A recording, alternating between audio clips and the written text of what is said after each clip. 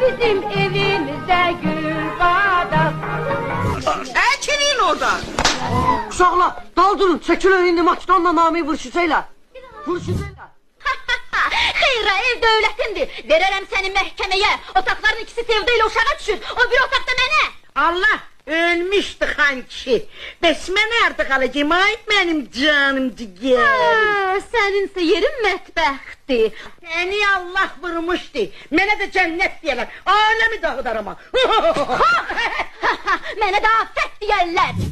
Belelerine naad vermiyorlar. Grabitel, tüfeğli. Var var. Var var. Bunu var gələrəm. Bilirəm gələrsən, Belə yarımsan. belə canımsan.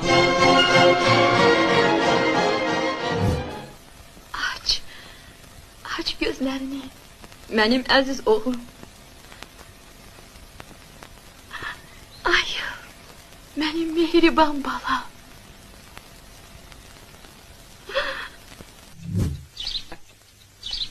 Sizin hamınızın sabahınız xeyir. Sabahın xeyir. Bugün generalli məşqimiz var.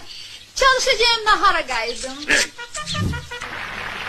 Bu ne plovdur? Plov pişirmeyi de bacarmışsın. Yağ getir. Ne? Yağ getir.